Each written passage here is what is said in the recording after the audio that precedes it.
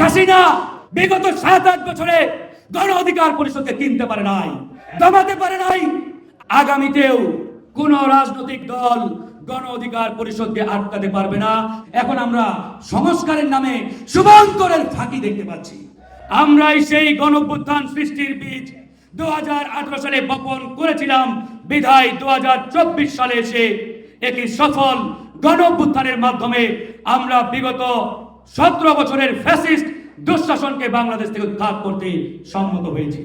আজকে 2025 সালের যে নবদিগন্তের বাংলাদেশ, এই নবদিগন্তের বাংলাদেশের যে গণঅভ্যুত্থান বা বিপ্লব, এই বিপ্লবের বীজ বপন হয়েছিল 2018 সালের ঢাকা বিশ্ববিদ্যালয়ের মাটিতে ঐতিহাসিক কোটা সংস্কার আন্দোলনের মাধ্যমে।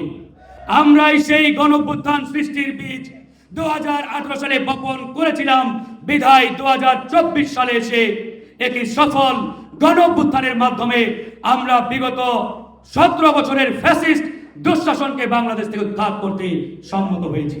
স্বাধীনতার 54 বছরে বাংলাদেশে দ্বিদলীয় রাজনীতি এবং যে পুরাতন বন্দোবস্তের রাজনীতি, এই পুরাতন বন্দোবস্তের রাজনীতি থেকে এদেশের মানুষ মুক্তি চায়, নতুন নেতৃত্ব চাই। নতুন নেতৃত্বের মাধ্যমে আগামীর বাংলাদেশকে বিনির্মাণ করতে চাই। এই 24-এর গণঅভ্যুত্থানের সম্মুখ সারির ছাত্র নেতা হাসনাত আব্দুল্লাহ তার ফেসবুক পোস্টে লিখেছিলেন, এই আন্দোলনের আরেক সম্মুখ যোদ্ধা নাহিদ ইসলামকে প্রধানমন্ত্রী হিসাবে দেখতে চাই।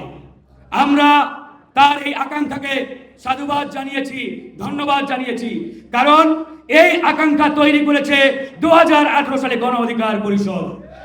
কারণ বিগত 54 বছরে সেই দুটো বড় রাজনৈতিক দলের নেতাদের বাইরে এদেশের গণমানুষ কিংবা এদেশের কৃষক, শ্রমিক, মেহনতি মানুষ প্রধানমন্ত্রী হবে এই চিন্তা কল্পনা কোনো মানুষ করার কোনো সুযোগ ছিল না। আজকে টেকনাফ থেকে তেতুলিয়া, রূপসা থেকে পাতুরিয়া 56,000 বর্গমাইল এলাকায় সেই টেকনাফের একটা প্রত্যন্ত অঞ্চলের কৃষকের সন্তান, সেও নিজেকে আগামী নির্বাচনে সংসদ সদস্য হিসাবে গড়ে তোলার চেষ্টা করছেন, নিজেকে প্রার্থী ঘোষণা করছেন। আপনি চোখ বন্ধ করে 2023 সালের আগে চিন্তা করেন তো, এই স্বপ্ন, এই ঘোষণা কিংবা এই চিন্তা অন্য কোনো রাজনৈতিক দলের 100তম সারিতে যে নেতা রয়েছেন সে দেখার কোনো সুযোগ ছিল? আমার তো মনে হয় যদি এরকম ঘোষণা দিতেন, আগামীতে আমি বড় অমুক দলের এই আসনে এমপি ইলেকশন করব, আমার মনে হয় 5 মিনিট পরে তার ডেড বডি পাওয়া যেত। কিছু কিছু গণমাধ্যম বলছে, মুখরোচক শব্দ ব্যবহার করে এরকম নিউজও প্রচার হচ্ছে যে গণ অধিকার পরিষদ ওই 3-4টা আসন নিয়ে অমুক দলের সাথে প্যাকেট হয়ে যাবে। আমরা স্পষ্ট করে বলতে চাই, শেখ হাসিনা বিগত 7-8 বছরে গণ অধিকার পরিষদকে কিনতে পারে নাই, দমাতে পারে নাই। আগামীতেও কোন রাজনৈতিক দল গণ অধিকার পরিষদকে আটকাতে পারবে না, দমাতে পারবে না। এবং গণ অধিকার পরিষদ ওই 2, 4, 5 আসনের কাছে কারো কাছে বিক্রি হবে না ইনশাআল্লাহ। আজকে এই সরকার ক্ষমতায় রয়েছে, আমরাই সবার আগে বলেছিলাম অন্তত পক্ষে প্রয়োজনীয় সংস্কার দরকার, তারপরে নির্বাচন। এখন আমরা সংস্কারের নামে শুভঙ্করের ফাঁকি দেখতে পাচ্ছি।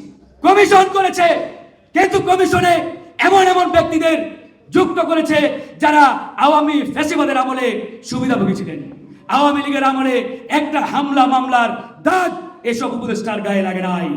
এই সরকার অতি দ্রুত প্রয়োজনীয় সংস্কার শেষ করে যাতে নির্বাচনের দিকে এগিয়ে যায়। আজকে সংস্কারের নামে তারা বহুত্ববাদকে সামনে আনতে চায়। এই বহুত্ববাদের মাধ্যমে তারা এই দেশে সমকামিতা পূর্ণ প্রতিষ্ঠার চেষ্টা করছে কিংবা বাস্তবায়নের চেষ্টা করছে।